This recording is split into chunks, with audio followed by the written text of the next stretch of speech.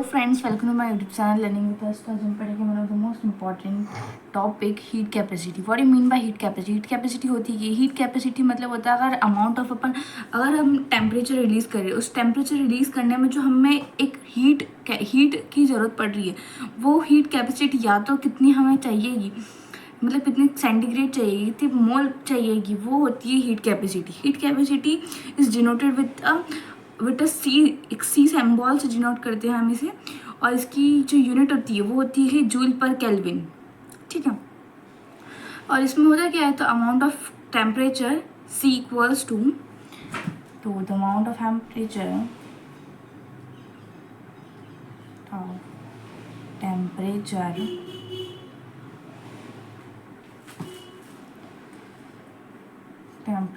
C is equals to क्या हो जाएगा, dQ बाई dt।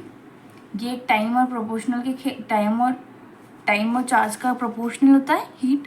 हीट को हम डेल्टा से डिनोट करते हैं। ठीक है, हीट को हम, और हीट कैपेसिटी को हम C से डिनोट करते हैं। Got it? Denoted by C symbol, है ना। फिर हम जिसकी स्टेबिलिटी ऑर्डर रहता है, कितने टाइम तक ये वर्क कर पाएगा, स्टेबिलिटी, वो हम इसकी हीट कैपेसिटी की किससे देखते हैं, कांस्टेंट प्रेशर से। कितना प्रेशर उस पर एक्सेल हुआ है, कितना प्रेशर उसमें से रिलीज हुआ। रिएक्शन एक करने के लिए हमें अमाउंट ऑफ हीट चाहिए रहती है एक रिएक्शन को करने के लिए। ठीक है, रिएक्शन का रेट चेंज हो जाता है, उससे प्रेशर चेंज हो जाता है। जैसे हमें बहुत सारी इजीली होती है, अगर हमें नोट्स मेक हो गया हमारे पास, तो हमें इसको कॉन्सेप्ट समझने में बहुत इजीली समझ में आता है। और इससे हम इसका जो मेन फंक्शन होता है वो होता है Cp minus Cv is equals to R। Cp और Cv और Cv का रिलेशन मैंने आपको मेरे प्रीवियस वीडियो में पढ़ा रखा है, तो आप वहाँ से देख लेना। तो Cv इज इक्वल्स टू क्या हो जाएगा, dQv upon dt from first law of thermodynamics. First law of thermodynamics भी मैंने मेरे प्रीवियस वीडियो में बता रखा है आपको। थर्मोडाइनमिक्स के तीनों लॉ की यहाँ पे बात होगी। तीनों ही लॉ अपने आप में बहुत इंपॉर्टेंट है फॉर एग्जाम पॉइंट ऑफ। तो DQ यहाँ से आप देखेंगे हम, तो DQ क्या हो जाएगा, DQ इक्वल्स हो जाएगा DU प्लस PdV।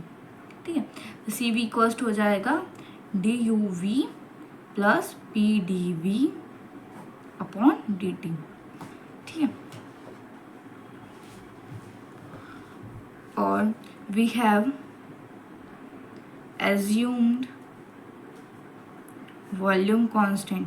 इसमें वॉल्यूम का वैसे तो बात नहीं होती है, बट हम कांस्टेंट को एक एज्यूम करते हैं कि वॉल्यूम कांस्टेंट भी कुछ चीज़ होती है जो इसमें एक फंक्शन करके बताती है, जिसमें हम कर लेते हैं देयरफॉर dV इक्वल्स टू 0। अब dV को हम जीरो मान लेते हैं, क्योंकि dV का हमने यहाँ पे स्टेबलाइज करा है, तो हमको dV की वैल्यू पुट करनी होगी। तो CV इक्वल्स टू क्या हो जाएगा, DUV अपॉन dt, और CV equals to del U upon del T, क्योंकि del और del T के साथ गया ये हो जाएगा प्रोपोर्शनलिटी में चलेगा ये सभी चीज़ें, तो ये हो जाएगा V। तो CV की वैल्यू का हो जाएगा del U upon del T। ठीक है, thank you for watching this video.